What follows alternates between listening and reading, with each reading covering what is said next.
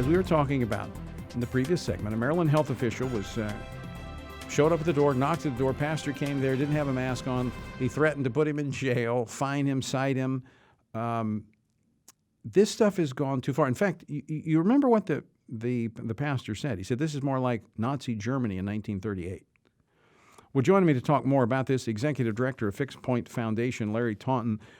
Larry has insight on oppressive regimes as a graduate student of Russian history and Marxism in the 1990s, also the author of a newly released book, Around the World in More Than 80 Days, Discovering What Makes America Great and Why We Must Fight to Save It. Larry, welcome back to the program. Hey, Tony, how are you? Good. I'm glad to have you on the program because you validate what I've been saying. I've been warning about this, that there are, at best, unintended consequences. At worst, there is an underlying agenda here. Am I right? Yes, I think so, Tony. You know, it's very interesting. 6 or 8 weeks ago, we released a little video that you can find on YouTube. It's very short. It is called Understanding Socialism, Marxism, and the Radical Left's Agenda for America. And we put that out there to try to help people understand where this train is headed and so that they can understand what Black Lives Matter is and critical race theory and all of this. And one of the things that I stated in that video before any of this started coming down the pike is I said that a key feature of socialist totalitarian or fascist regimes, and there's a lot of what we're seeing is actually fascism, but in any case, a central feature of that is that it makes a tyranny of community. And Christianity does exactly the opposite. It creates community that is loving, that is supportive, that is encouraging. But socialism, totalitarian regimes do exactly the opposite, and this is the way they do it, the way the Maryland governor is calling on people to rat each other out. Well, let me stop you right there because I want to play a clip of him so people won't think we're putting words in his mouth. Bobby, play that clip. The Maryland State Police is also ramping up their COVID prevention hotline where members of the public can call to report unsafe facilities and activities or violations of public health orders. Marylanders who see unlawful behavior are encouraged to report it. Is that what you're talking about, Larry? Yeah. Well, let me give you a real practical modern-day example. I lived in France for a time, quite recently. And what you discovered in these small communities in France, these villages, is that there's often very deep-rooted animosities between families, and you stumble into it. You're an American, and you invite this family over and that family over, and you discover they hate each other, and you discover it all goes back to World War II and to one side that was collaborating with the Germans and another side that was part of the resistance, and one family ratting out the other, and old grandpa, got put against a wall and shot. And these things are extremely common. In fact, I tell this story in the book you very kindly mentioned, Around the World in More Than 80 Days. And it's because the fascists, in this case, the Germans, they encourage people, listen, we'll pay you to tell on your neighbors. And totalitarian regimes do this, socialist regimes do this, because it accomplishes two things. First of all, it creates a sense of omnipresence of the government. You're fearful of saying anything. I mean, we've also seen in this country where children are being quizzed on what their parents are and aren't doing. So this is exactly what they did in the Soviet Union. So you're afraid to say anything against the regime in your own home because your children might accidentally, cough that information up and, something happens from that. But another thing it does is, just as you were pointing out in your introduction to this segment, is it divides the people, and thus it insulates the government, that is to say, protects the government from the people. Mm-hmm. It's interesting, this past weekend in Oregon, the Oregon Knights of Columbus had a protest about the restrictions that the governor had placed on churches there, limiting attendance to 25% of capacity or 100 people, whichever was less. And there was at this rally, about 400 people showed up, most of them Vietnamese Catholics that were there. And one of them, Young Tran, a refugee from Vietnam and a member of Our Lady of La Vang Parish in Happy Valley, said, quote, "It happened in our former country, a communist and a socialist country, and it is starting to happen here now." It's very obvious to those who have seen it before. Mm-hmm.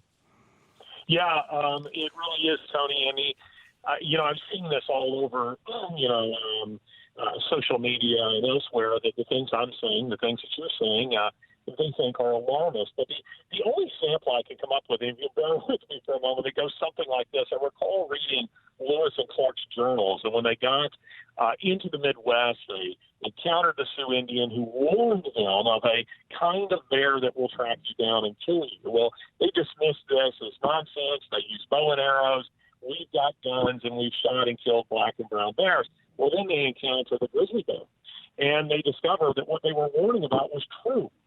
And I think that what we're seeing here is a very naive element within American society. I'm not even talking about the radical left. I'm talking about those on our own team who they are so ignorant, historically ignorant, that what you're warning of is like you're telling them about a grizzly bear, but they have no framework for understanding what you're talking about. And so they dismiss it as utter nonsense. My time in public policy and as a lawmaker was I began to quickly see the law of unintended consequences, which is very real. It's a theory, but it's also very prominent when it comes to government because it occurs when there's an impulsive, emotional decision that is made that unintentionally creates more problems than it solves. And there's a lot of examples of that in our public policy in this country, in other countries. And so I do think there are some who are seizing upon this opportunity to drive a Marxist agenda, but I would say they're probably in the minority. I think the most of them are in the category you just talked about. I think they may be well-intended, but they're naive. They don't understand the long-term consequences of these decisions, and I think it's past time we sound the alarm on this, and we say, "Whoa, far enough." I mean, here's this, and my listeners here are going to get tired of me saying this, but I'm on a plane 3 or 4 times a week. I was on a plane earlier this week. Plane seats about 135 people. I saw your tweet. Yeah, every seat on the plane was full. And I was on that plane longer than I am in most church services. The Pentecostal churches set aside. They're a little longer. And I'm touching people. I mean, the person next to me is rubbing my elbow. You can't move without hitting someone. There is a lot more space in a church, but yet we can't go to church. We can't, in some places you can't go to church. And then you've got governors saying you can't get together as a family for Thanksgiving or Christmas, but you can sit on an airplane with 150 strangers, and that's okay. Something's not right. Yeah, no, I think Americans need to resist this. We've come up with a little idea that I'm calling the lockdown holiday, hashtag lockdown holiday. And basically what we're calling on people to do is saying, look, this is unconstitutional. You have the right of assembly. This is right in the Bill of Rights. And what people need to do is to simply say, look, I'm going to do what I would normally do here. And by that, we're not telling people that the virus is a hoax. We're not telling them to do silly things. But let me say that's the first thing that those on the other side say. Oh, they're deniers. They're virus deniers. Yeah. And we're not denying it. I mean, I've been very clear in this program. I had the virus. I was in bed for 3 days with it. I know it's real. But still, I think it goes back to your point. We should be the custodians of our well-being and our family. And we had a family reunion this past Saturday. And those that had underlying health issues, we encouraged them to stay home, and we Zoomed in with them. But Dozens and dozens of other people came, and we had a great time together. And that was our choice. We took the risk, just as I took the risk of getting on that airplane. But it is my decision, and it should be my decision alone. Correct. I mean, listen, if tomorrow the government said, look, no one is allowed to drive, and of course they've actually just done this in Los Angeles, but no one is allowed to drive because we're going to save lives. And you tweet out, or you go on your radio program and you say, look, it's your car, it's your liberty, it's your choice. People, obviously, there are going to be those who are going to say people are going to die because of you, Tony. I mean, the reality is that life has risks. And we know now what the mortality rate of this virus is, and we know that it is generally those who die from it, it's from comorbidity. So with my own Thanksgiving, we had loads of people over, but we made it very clear, you make your own choice. You make your own choices about masks and social distancing. If you're frightened, you stay home. My mother, who was a diabetic and who was elderly, she stayed home, and we applauded that decision. We felt she probably should, given her age and health conditions. But the reality is we're seeing lives destroyed. We're seeing particularly the decent, hardworking, blue-collar workers whose lives are being annihilated in this. And those are the people who will tell you they're ready to go to work, and they'll assume the risk. Yeah, and not only those, but a lot of the elderly people that we want to protect have been locked away in these nursing homes or secluded. It's horrible. And it is. I